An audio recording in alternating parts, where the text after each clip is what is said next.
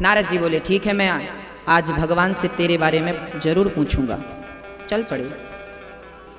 आगे जंगल में एक बहुत बड़े संत तपस्या कर रहे थे। नारद जी को देखकर उन्होंने भी कहा, नारद जी भगवान से एक बार पूछ लेना, क्या हमको कभी दर्शन देंगे, हम पर कभी कृपा होगी। नारद जी चले भगवान विष्णु के पास। प्रभु जय हो। नारायण ने कहा, नारद जी आओ, बड़े चिंता में दिख रहे हो, क्या बात है। नारद जी बोले, प्रभु आज मुझे दो लोग मिले, एक मोची और एक संत। दोनों ने एक ही प्रश्न किया कि आप दर्शन कब दोगे। हाँ, कब दोगे दर्शन।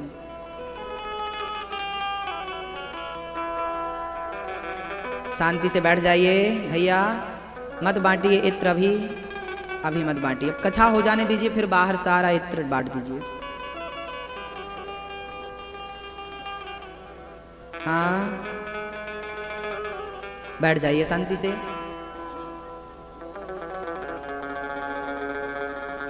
बैठते जाइए भाव से।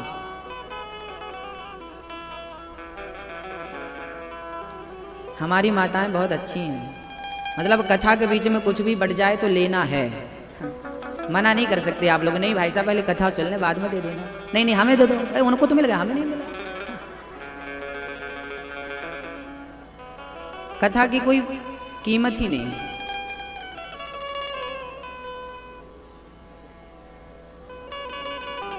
भगवान के लिए उत्सुकता, कथा के लिए उत्सुकता जानते हो क्या होती है।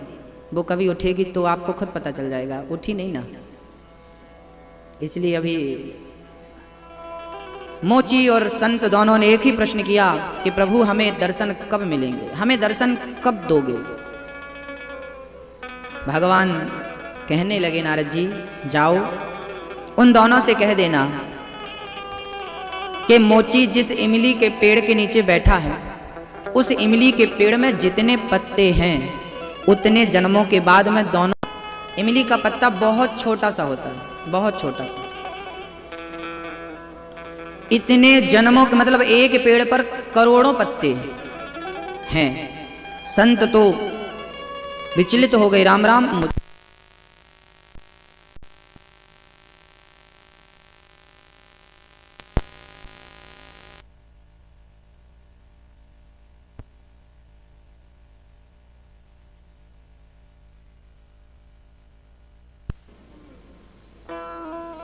संत का मनोबल, संत की इच्छा शक्ति कमजोर पड़ गई और वो निष्क्रिय होकर के बैठ गए,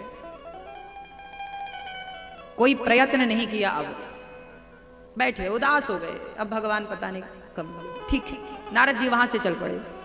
नारद जी बोले, जब ज्ञानी संत की ये हालत है तो मोची को बताऊंगा तो पता नहीं क्या होगा। मोची के पास गए, नारद जी के चरणों में गिर पड़ा, प्रभु कब मिलेंगे भगवान। नारद जी बोले कि इस इमली के पेड़ में जितने पत्ते हैं इतने जन्मों के बाद भगवान ने तुझे दर्शन देने का कहा है।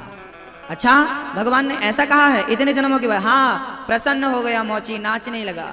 नारद जी बोले, पागल, इतने जन्मों के बाद कहा है, आज नहीं कहा, क्यों नाच रहा है। मोची बोला, कोई बात नहीं प्रभु, इतने जन्मों के बाद ही सही, कम से कम उन्हें याद तो है कि किसी भक्त को जाकर दर्शन देना है, उन्हें याद है, इसलिए मैं नाच रहा हूं, इसलिए मेरा सारा दुख गायब हो गया कि कम से कम उन्हें स्मरण तो है मेरा कि किसी भक्त को इतने, चलो कभी ना कभी नंबर तो आया। चढ़ गया, वो इमली पर चढ़ता और उसी पेड़ पर चढ़ता, तो उसका भाव कि इमली का पेड़ का भगवान ने बोला है, वो इमली के पेड़ पर चढ़ता उतरता और कहता, मिलने को कहा है मिलेंगे जरूर, मिलन कहे हैं मिली है राम, मिलन कहे हैं मिली है राम, मिलन कहे हैं मिली है राम। उतरता चढ़ता उतरता चढ़ता और प्रेम से भाव विभोर हो गया, झरझर आंसू गिरने लगे। तभी वो ऐसा भाव विभोर हुआ कि उसका पांव फिसल गया चढ़ते उतरते समय, और ऊपर से वो जब नीचे की ओर गिरने लगा तब भगवान श्री कृष्ण प्रकट भये और अपनी गोद में धारण कर लिया भक्त। नारद जी बोले, प्रभु आपने तो बोला था करोड़ों जन्म बाद मिलेंगे इसको, और आप तो इसी जन्म में आकर दर्शन दे दिए। भगवान बोले, नारद जी मैं इसको मिलने वाला तो करोड़ों जन्म के बाद ही था, लेकिन इसके प्रेम ने मुझे विवश कर दिया इसी जन्म में मिलने के लिए, इसके प्यार ने मुझे खींच लिया अपनी ओर। यदि प्रेम अधिक हो तो भगवान भले वादा कर दें अगले जन्म का, पर प्रेम में हमारी इतनी शक्ति है कि वो इसी जन्म में लाकर खड़ा कर देता है। राम ही केवल प्रेम प्यारा, केवल प्रेम, सो प्रेम, केवल प्रेम, कुछ नहीं। गोपियां रो रही थी। यमुना के पावन तट पर बैठे भगवान श्री कृष्ण, एक मुरझाया हुआ कमल यमुना में बहता हुआ आ रहा था। उस कमल को देख करके मेरे गोविंद फूट फूट करके रोने लगे। तभी उद्धव जी महाराज पहुंच गए, ज्ञानी उद्धव पहुंच गए। कन्हैया क्यों रो रहे हो आप? क्या बताऊं उद्धव, आज मुझे ना इन गोपियों की याद आ रही है, अपनी माँ यशोदा की याद आ रही है। जैसे ये कमल मुरझा गया है ना, ऐसे मेरे वियोग में मेरी गोपियां, मेरी माँ यशोदा ऐसी ही मुरझा गई है। एक बार कोई चला जाए और मेरी माँ से कह दे कि माँ मत रोया कर, मैं तुझे याद करता हूँ। उद्धव क्या तुम एक बार मेरे कहने से वृंदावन जाओगे? उद्धव बोले प्रभु टाइम तो नहीं है, मैं बहुत बिजी हूँ। वैसे ज्ञानियों के संग मेरी मीटिंग फिक्स रहती है और वहाँ तो सब मूर्ख अनपढ़ लोग हैं, क्या बात करूँगा मैं। भगवान बोले कोई सरल वाला ज्ञान देना, बेचारी वो हैं तो कल कम पढ़ी लिखी, लेकिन शायद तुम्हारा कोई ज्ञान मान जाए, समझ जाए, सीख जाए। भाई किसी को ज्ञानी बनाना कितनी बढ़िया बात है। उद्धव मैं प्रार्थना करता हूँ एक बार तुम मेरी माँ के पास और मेरी प्यारी गोपियों के पास चले जाओ। वहाँ पर मेरे ब्रजवासी भी मिलेंगे, उनसे मेरा प्रणाम कहना। मेरी गोपियाँ मिलेंगी, उनके चरणों में प्रणाम। प्रभु आप भगवान होकर उन्हें अपना प्रणाम भेज रहे हैं। अरे वो आपको प्रणाम करें, आप उनको प्रणाम क्यों? आप तो भगवान है, परब्रह्म परमात्मा। उद्धव भगवान हो तो क्या हुआ, पर मनुष्य बनकर आया तो मुझे भी तो किसी माँ का आश्रय लेना पड़ा। मैंने जब मैं भगवान था ना, तब मुझे पता ही नहीं था कि प्यार होता क्या है। लेकिन जब मैं मनुष्य बनकर आया, विप्र धैनु सुर संत हित लीन मनुज अवतार, जब मैं मनुष्य बनकर आया तब मुझे लगा कि प्रेम क्या होता है। इसलिए तो भगवान राम ने एक माँ से उनका पेट नहीं भरा तो 3-3 माएँ। और मेरे कन्हैया को कम समझते हो आप। एक माँ के पेट से जन्म लेता है, प्रकट होता है और दूसरी माँ का प्यार पाता है। हमें तो एक माँ नसीब होती है, गोविंद को एक माँ से कहाँ संतुष्टि, उन्होंने तो 2-2 माँओं की व्यवस्था करी और रोहिणी सहित 3। तो माँ क्या होती है उद्धव? एक बार तुम वृंदावन चले जाओ। प्रेम क्या होता है? एक बार तुम चले जाओ। उद्धव जी बोले ठीक है। चल पड़े भगवान का संदेशा लेकर उद्धव जी। रथ दिया भगवान ने अपना पीताम्बर उड़ा दिया और उद्धव से कहा कि उद्धव जाओ और मेरी गोपियों को मेरा हाल सुनाना। क्या कहना है? कहना कहा कहू जा दिवस से जननी बिछड़हूं मोरी, ता दिन से को नहीं कहत कन्हैया मोहि। उद्धव जाओ और मेरी माँ से कहना, माँ जब से मैं वृंदावन आया हूँ ना, वृंदावन छोड़ के आया हूँ ना, तब से आज तक किसी ने मुझे कनवा कहकर बुलाया नहीं। कनवा सुनने को, कन्हैया सुनने को मेरे कान तरस गए। माँ एक तू थी जो मुझे सिर्फ इस नाम से पुकारती थी। जाओ और मेरी माँ से कहना कि मैं बहुत याद करता हूँ। उद्धव जी चल पड़े। कहा उद्धव ने हंसकर, मैं अभी जाता हूँ वृंदावन, जरा देखूं कि कैसा है कठिन अनुराग का बंधन, है कैसी गोपियां जो ज्ञान बल को कम बताती हैं, निरर्थक लोक लीला का यही गुणगान गाती हैं। चले उद्धव जी, चले मथुरा से जब कुछ दूर वृंदावन निकट आया, वहीं से प्रेम ने अपना अनोखा रंग दिखलाया। जैसे उद्धव जी ब्रज की रज में प्रवेश करते हैं, ब्रज की मिट्टी में प्रवेश करते हैं, वृंदावन की धरा में प्रवेश करते हैं, वैसे ही एक ऐसी खुशबू आई कि मन गदगद हो गया श्री उद्धव जी का। जैसे उद्धव जी वृंदावन में यहां वहां देखे तो वृक्ष झुक झुक कर उद्धव की तरफ बढ़ने लगे। मानव ये कह रहे हैं, ये वृक्ष कह रहे हैं, इधर आओ, इधर आओ। ए उद्धव, पपीहा कह रहा, पी कहा, ये भी तो बतलाओ। हमारा कृष्ण कहाँ पपीहा आवाज लगा रहा था, पीहा पीहा, मानो मेरा कृष्ण मेरा प्रियतम कहाँ है? उद्धव बतलाओ कहाँ है वो? उद्धव जी जब चले, रथ को देखकर ब्रजवासियों ने समझा कि मेरा कृष्ण आ गया। दौड़ पड़े, लाला अरे देर सवेर आया तो मधुमंगल बोला मैं नहीं जाने वाला। अरे चल, कितने दिन बाद कृष्ण आया है। ब्रजवासी बोले ना मैं बोलना, कृष्ण से मैं गुस्सा हूं। जब खुद आएगा और मुझे प्यार से मना कर ले जाएगा तब मैं जाऊंगा। ऐसे में जाने वाला नहीं। हाँ, इतने दिन तक कहा तो उसे याद नहीं आई, आज आया है रथ पे बैठ के बड़ा महाराज बन के। हाँ, लेकिन मैं नहीं जाने वाला। उससे बोलना कि वो अपने बैल बने और मैं उसके ऊपर बैठ के जाऊंगा। जा सारे ब्रजवासी, चल तू ठीक है, मैं तेरी बात कह दूंगा। दौड़ पड़े सारे मेरा कृष्ण आ गया, कन्हैया कन्हैया मुझको पहचाना। सारे ब्रजवासी पहुंचे, रथ को घेर लिया, टुकुर टुकुर देखने लगे। एक ब्रजवासी बोला, लाला मेरा कन्हैया बदल गया। हाँ हाँ भाई, वहां बड़ी रबड़ी रसमलाई खाया होगा तो शकल बदल गई होगी। नहीं नहीं, पर इसने तो हमें पहचाना ही नहीं। स्वरूप बदल सकता था पर स्वभाव कैसे बदलता। कन्हैया, कौन कन्हैया? अरे मैं उद्धव हूं, ज्ञानी उद्धव, बृहस्पति का शिष्य। उद्धव? आप उद्धव हैं? हाँ, तो मेरा कृष्ण कहाँ है? कृष्ण तो मथुरा में है। अच्छा, आया नहीं? नहीं नहीं। ब्रजवासी रोने लगे, वाह कन्हैया, तुम क्यों आए हो? बोले कृष्ण का संदेशा लेकर आए हैं। ब्रजवासी रोने लगे, कन्हैया इतने दिन बाद तुझे मेरी याद आई और उसमें भी अपने मित्र को भेज दिया, अपने मंत्री को भेज दिया, तुझे आने की फुर्सत नहीं थी। उद्धव बोले, ये बताओ ये कृष्ण का घर कहाँ, ये यशोदा माँ कहाँ रहती है? अच्छा, सीधा चले जाओ, ये जो जल की धार आ रही है ना, किनारे किनारे किनारे किनारे चले जाओ, जहां से ये जल की धार निकल रही है बस वो भूमि वृंदावन की पवित्र भूमि है, वो कृष्ण का घर है। जाओ। चल पड़े उद्धव जी के ना। भाई जल क्यों? बोले जल नहीं है, जिस दिन से कृष्ण गए हैं ना, गोपियों के, ब्रजवासियों के, गायों के इतने आंसू गिरे कृष्ण के वियोग में, उनकी याद में, कि ये ऐसा लग रहा है कि नदी बह रही है। चल पड़े उद्धव जी, और जैसे ही एक घर के पास पहुंचे, उन्हें लगा यही घर है। जाकर देखा, एक बूढ़ी स्त्री पागलों की तरह व्यवहार कर रही थी। कभी वो कृष्ण को नाम लेकर बुलाती, बेटा मक्खन नहीं खाना, आज दूध नहीं पीना, सोती रहेगा।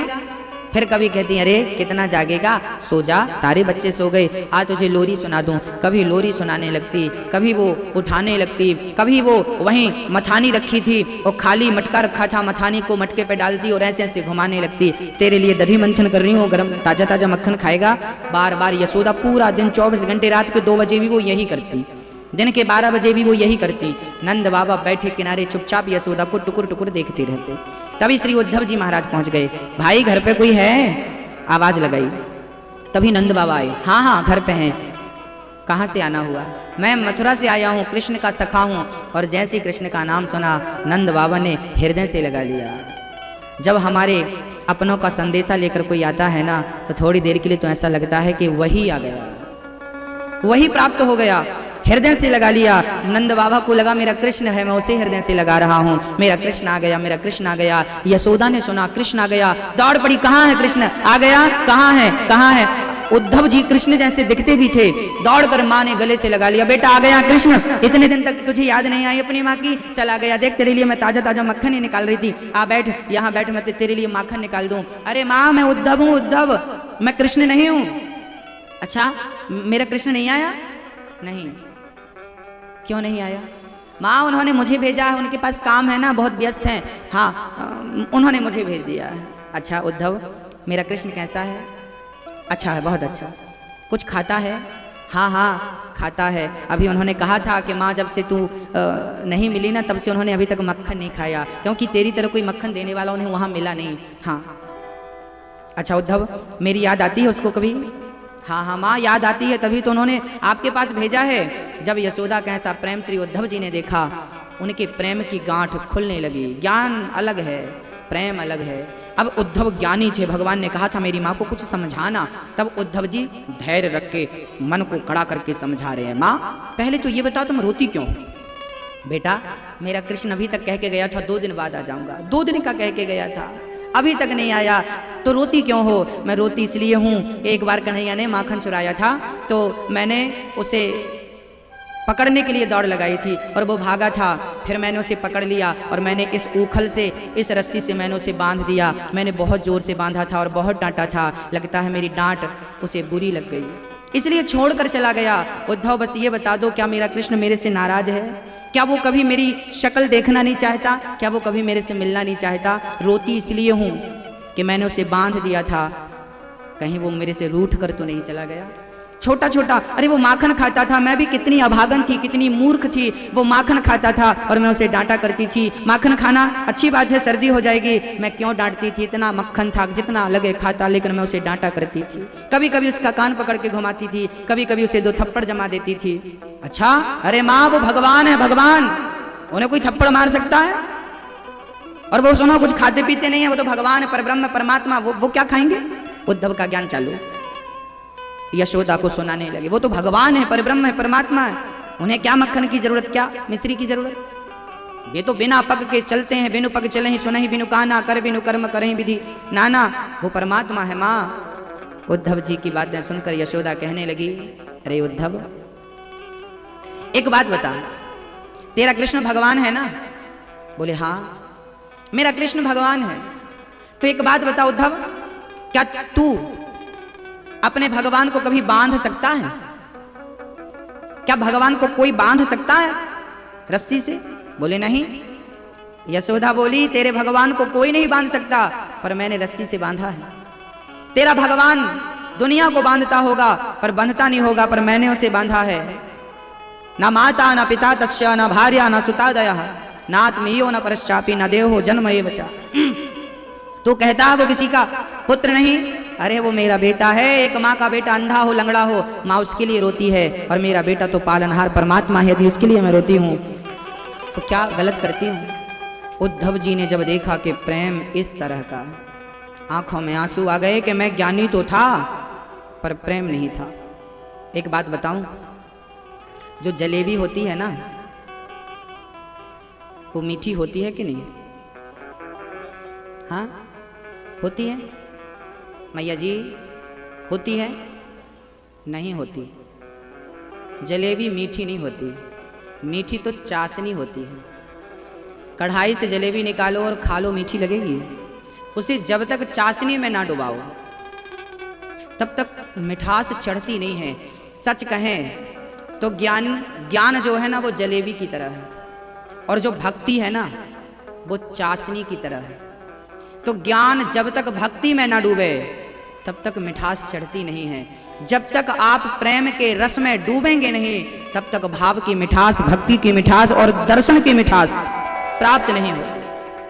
तो चाशनी में आपको और हमें, मीरा डूब गई उस चाशनी में, हम और आप भी डूब जाएं। उद्धव जी डूबने लगे, स्थिति आ गई डूबने की। अब उद्धव जी यशोदा के पास से दौड़े दौड़े गोपियों के पास, तभी एक भौरा गुंजार करने लगा, राधा रानी के पांव छूने लगा। तभी राधा ने कहा, ये कपटी भाग जा यहां से। क्यों? तू क्यों मेरे पांव छू रहा है? ये तेरे मूंछों में जो काला काला पराग लगा है ना, मुझे सब मालूम है, सब पता है। तू अभी कुब्जा के पास से आ रहा है, तू अभी मथुरा की गोपियों के पास से आ रहा है, और तू काला है ना, ऐसी तो तेरा कृष्ण था काला, वो भी कपटी, तू भी कपटी। हट जा यहां से, अपनी शक्ल मत दिखाना। उद्धव जी देख रहे थे और राधा जी कह रही थी, ये भौरा नहीं है। ये कौन है? राधा जी को भौरे में कौन नजर आ रहा था? कृष्ण नजर आ रहे थे। अब बताइए, उद्धव जी दंग रह गए कि हम ध्यान करते हैं तो परमात्मा नजर नहीं आता, इन गोपियों को सहज में भौरे तक में भगवान नजर आता है, तो हमारे ज्ञान से इनकी स्थिति कितनी ऊंची है। परमात्मा जब भौरे में दिखने लगा गोपियों को, कहने लगी गोपियां ये कपटी है, ये एक जन्म का नहीं, अरे पिछले जन्म में भी ये कपटी था, सुपड़खाई थी इससे विवाह करने, तो नाक कान काट के भेज दिया। कोई ऐसा व्यवहार करता है? हम जानती हैं इसको, जन्म जन्म का कपटी है ये। क्या बिगाड़ा था? बेचारी विवाह करने आई थी, नाक काटता है कोई? इसने नाक कटवा दी सुपड़खा की। उसके पहले जन्म में ये 52 बन के गए थे सरकार जी, 52 छोटे से। राजा बलि बेचारा यज्ञ कर रहा था, पहुंच गए बौने बन के। हम ज्यादा नहीं चाहते, संतोषी ब्राह्मण है, बस 3 पग भूमि दे दो। भोले भाले बलि ने दे दिया 3 पग भूमि, और बाद में इतने से इतना बड़ा रूप बना लिया इन्होंने, और बेचारे बलि को ठग लिया। एक जन्म के नहीं, मैं जानती हूँ ये जन्म जन्म का ठगिया है, छलिया है। उद्धव जी देखे राम राम राम राम, ये तो सब जानती हैं, हम इन्हें कौन सा ज्ञान देंगे कि भगवान कृष्ण ब्रह्म है, परमात्मा है। ये तो पहले से जान रही है कि वो वही वामन है, वही राम और वही कृष्ण है। उद्धव जी समझ गए कि ये गोपियां कोई साधारण नहीं है, उद्धव जी बस सुन सुन के अब गोपियां देखती हैं कोई पुरुष खड़ा है। ए भाई यहाँ आओ, कहाँ से आए हो तुम? मैं उद्धव हूँ, मैं मथुरा से आया हूँ। अच्छा मथुरा से आए हो, भेजा है कृष्ण ने तुम्हें? हाँ हाँ। आपको कैसे पता? हमें कृष्ण ने भेजा। हाँ हमें सब पता है। संदेशा लेकर आए हो? हाँ। क्या कहना चाहते हो?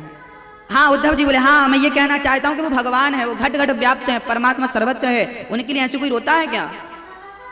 गोपियां कहती हैं उद्धव, ऐ उद्धव हमें ज्ञान की पोथी न सुनाना, हम प्रेम दीवानी हैं, वो प्रेम दीवाना।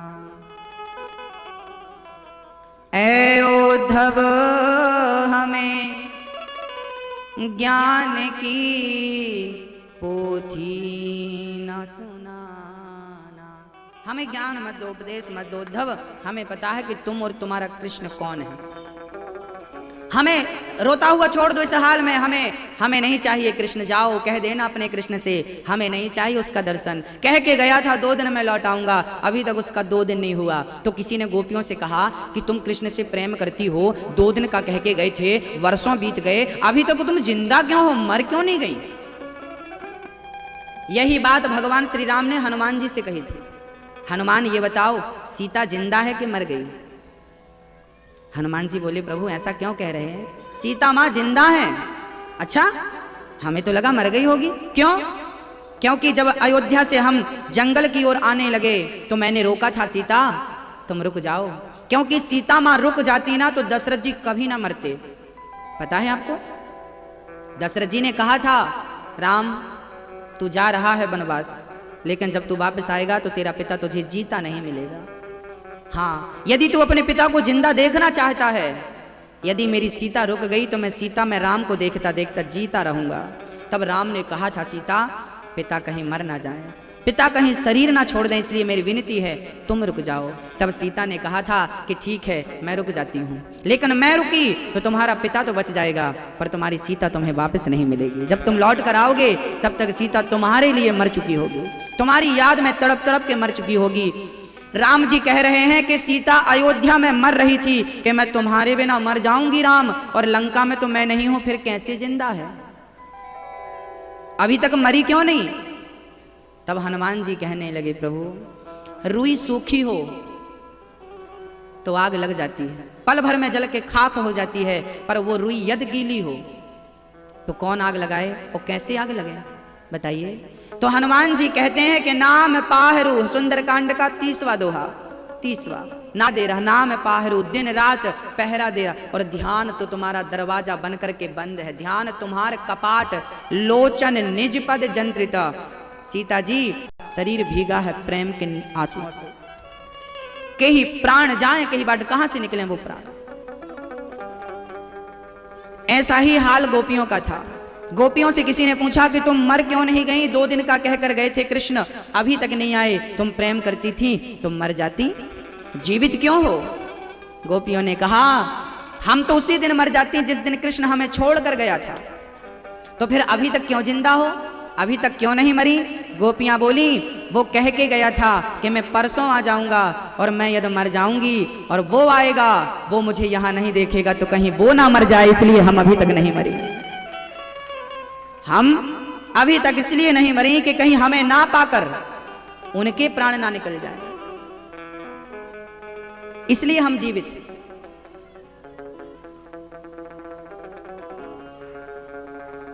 उद्धव जी तेरा कृष्ण भगवान है, कह देना कि अगले जन्म में वो राधा बनकर देखे, राधा बनकर देखे तो वो समझे कि प्रेम क्या होता है। एक बार वो राधा बने, एक बार मेरी जगह पर आकर खड़ा हो और फिर मैं उसके साथ वही करूं जो उसने मेरे साथ किया है, छोड़कर चला गया। टहल पांडे का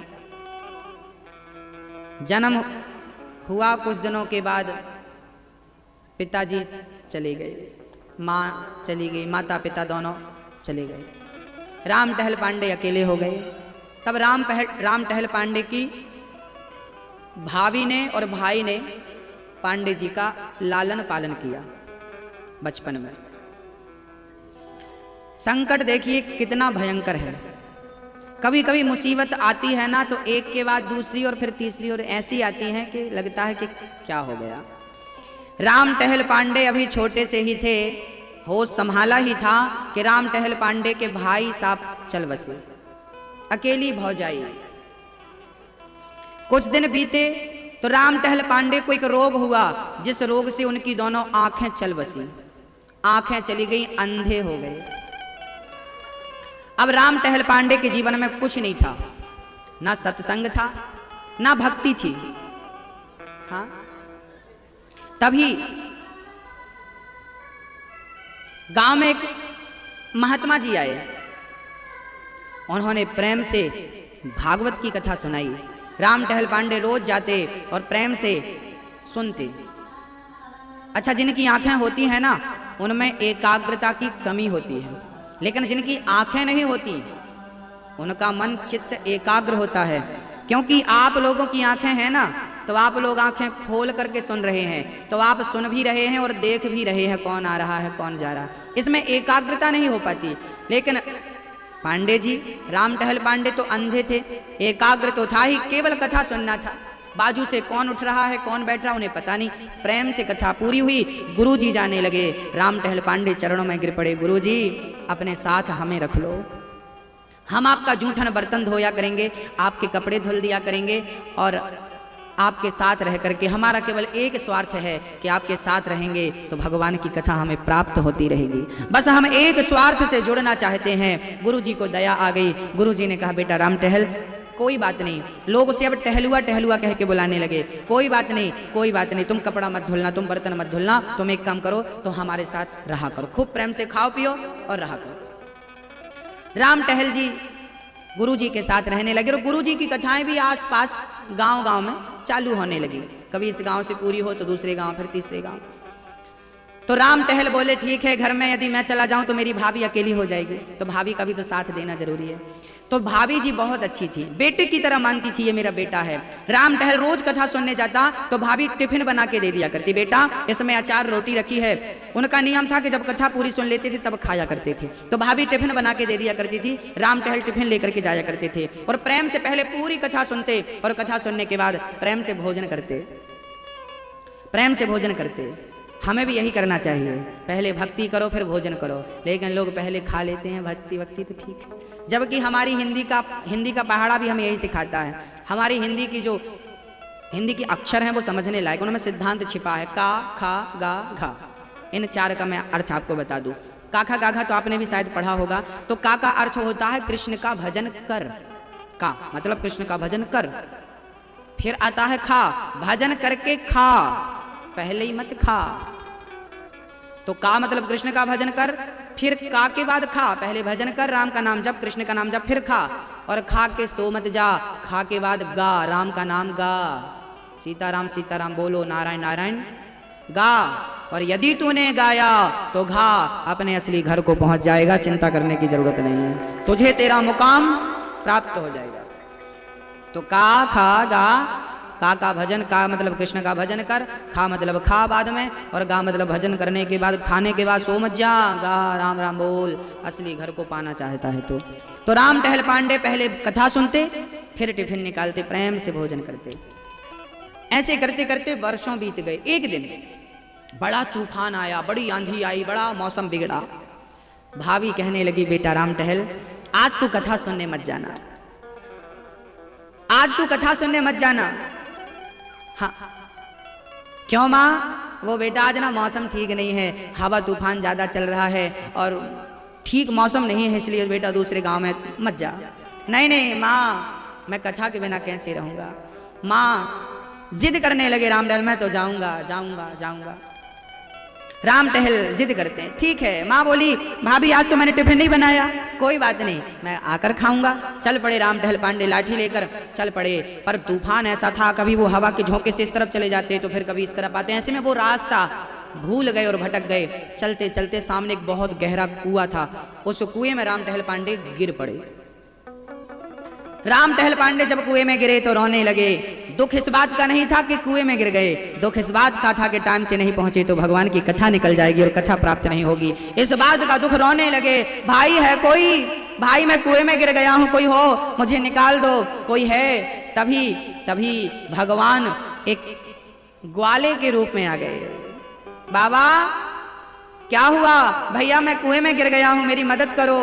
अरे बाबा ये कुआं छोड़ी है, ये तो गड्ढा है, आप जरा मेरा हाथ पकड़ो और ऊपर आ जाओ। राम टहल बोला, भैया मैं आपका हाथ कैसे पकड़ूं, मैं तो आपको देख ही नहीं पा रहा हूं, लेकिन आप तो मुझे देख रहे हैं, तो मैं आपका हाथ कैसे पकड़ूं? आप तो देख पा रहे हैं, आप मेरा हाथ पकड़ लें। राम टहल पांडे ने अपना हाथ ऊपर कर दिया, भैया आप कहाँ खड़े हैं मुझे तो ये भी नहीं पता, आप कहाँ हैं मुझे तो ये भी नहीं पता, आप कहाँ हैं ये मुझे नहीं पता, लेकिन मैं कहाँ हूं आपको पता है। बस ये भाव है कि प्रभु कहाँ है मुझे नहीं पता, लेकिन तुम्हें तो पता है कि मैं यहाँ हूं, तो तुम पकड़ लो। भगवान ने हाथ पकड़ा और हल्का सा जोर लगाया, राम टहल ऊपर। अच्छा इतना छोटा गड्ढा था?